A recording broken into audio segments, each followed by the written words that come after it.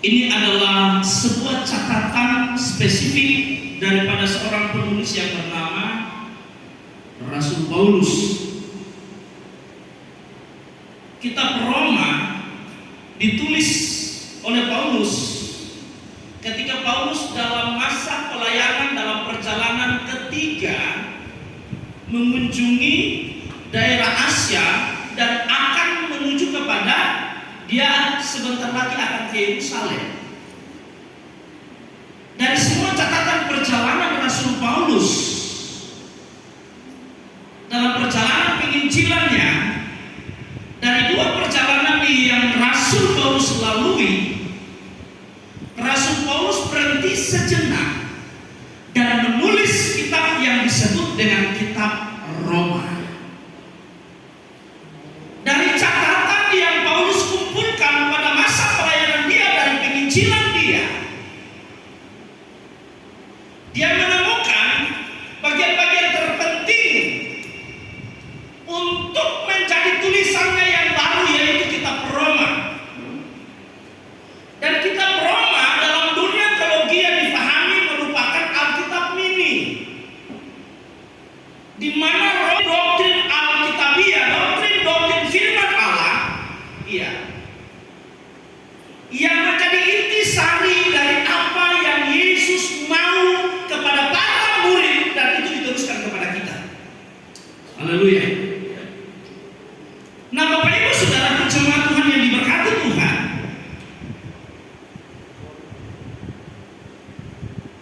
dari apa yang menjadi tujuan penulisan dari kitab Roma, kita bisa menemukan dan menyimpulkan bahwa kitab Roma diperuntukkan kepada mereka yang ada di luar Kristus, artinya yang belum percaya kepada Tuhan. Kita udah percaya ya?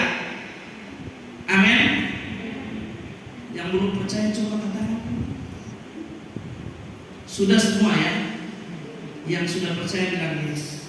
Yes. Iya, kita udah percaya. Jadi kalau melihat catatan ini, kitab Roma bukan ditujukan kepada kita. Kok bisa begitu, Pak? Iya. Memang tujuan dari penulisan kitab Roma ada 3 kata kunci yang penting. Kata kunci dari kitab Roma yang pertama adalah dosa, yang kedua adalah keselamatan, yang ketiga adalah iman. 3 kata kunci dalam kitab Roma: dosa, keselamatan, dan iman. Sekali lagi, 3 kata kunci. Jadi kitab Roma dalam segala tulisannya itu berbicara, terorientasi, terpusat, terkonsentrasi pada 3 kata ini, yaitu dosa, keselamatan, dan iman. Itu sebabnya konteks dari Roma ini ditujukan kepada mereka yang ada di luar Kristus. Nah, kita yang di dalam Kristus bagaimana? Hubungan kita yang sudah dalam Kristus dengan kitab Roma. Ini yang saya mau jelaskan hari ini, Bapak Ibu Saudara. Mereka begitu teguh, bahkan dianiaya pun mereka siap. Ini menjadi dasar, salah satu bagian yang terpenting yang Paulus ingin bicara dalam kitab Roma. Ada apa? Aniaya mereka nggak peduli, pembunuhan, pembantaian mereka nggak peduli, militan mereka dalam mengikut Tuhan mereka. Haleluya. Ya. Dan akhirnya Paulus menemukan ketika Tuhan menyatakan dirinya kepada Paulus, dan Paulus dipanggil Tuhan untuk menjadi pelayannya, baru Paulus tahu, oh ini tuh kekuatan mereka. Kekuatan mereka karena mereka mengenal Injil apa yang menyelamatkan. Haleluya. Makanya firman Allah katakan, jangan takut kepada mereka yang hanya dapat membunuh tubuh, tapi tidak bisa mengambil nyawa. Haleluya. Oke, memang Paulus bunuh mereka, aniaya mereka, tapi Paulus tidak bisa merebut mereka dari Kristus.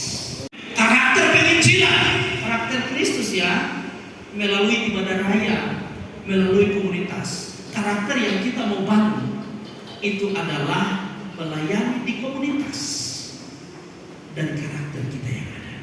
Haleluya. Untuk kerinduan saya, dan kita harus berdoa untuk ini, supaya semua jemaat diperlengkapi dengan kemampuan untuk mencari pemberita Injil. Mungkin itu lewat kesaksian hidup apa yang mereka alami.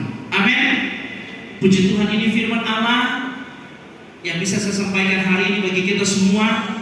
Kita akan kembali ke penginjilan. Bapak Ibu Saudara, kemarin ada yang sumbang kita speaker ini. Ini speaker yang di depan ini gak bunyi ya saudara, saya akan kasih bunyi. Ini yang sebelah 2 dan di sebelah sana juga 2. 4 speaker ini gak bisa kita pakai dalam gereja. Ini speaker untuk di luar gereja. Kapasitasnya besar dan ini untuk kita keluar.